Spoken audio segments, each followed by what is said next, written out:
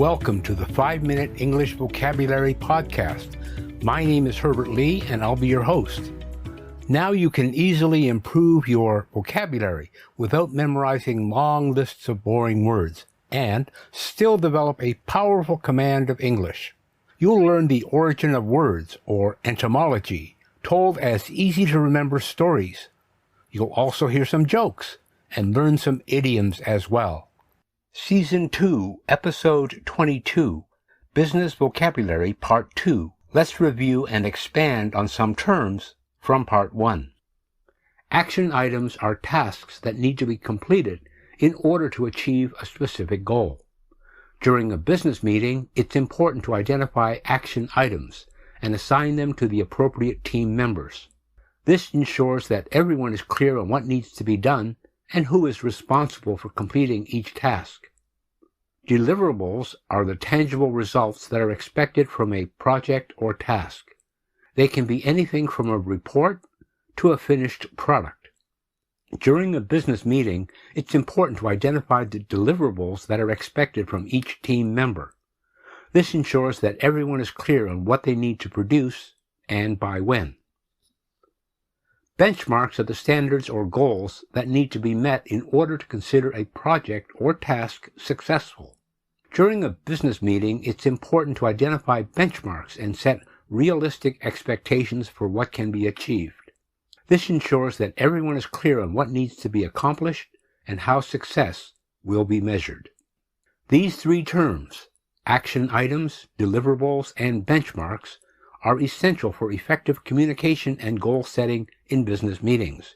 By using these terms correctly, you can ensure that everyone is on the same page and working towards a common goal.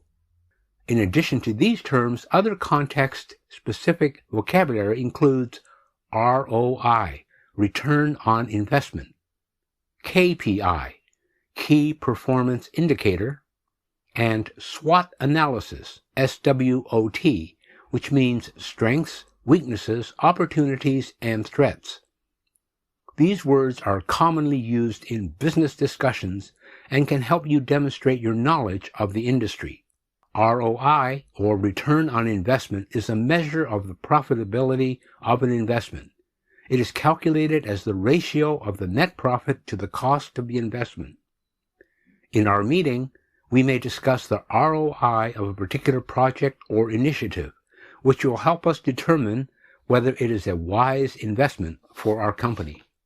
KPI, or Key Performance Indicator, is a measurable value that demonstrates how effectively a company is achieving its key business objectives.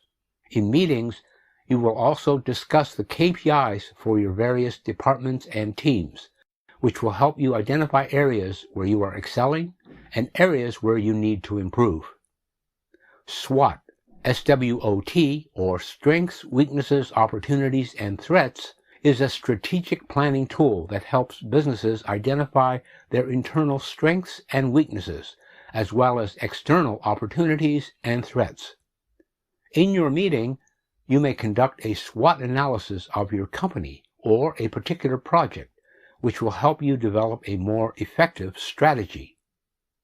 By discussing these terms appropriately, you will show your colleagues that you understand the nuances of the discussion and are well-versed in business terminology. This will not only improve communication, but enhance your credibility in the workplace.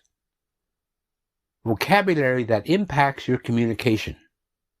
Using words such as clarify, elaborate, and explain can help emphasize the need for further explanation or detail on specific topics.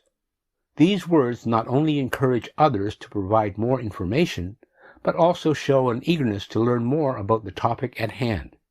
Similarly, using phrases like, I understand your perspective, or I see where you're coming from, can demonstrate empathy towards colleagues' views while still maintaining your own standpoint.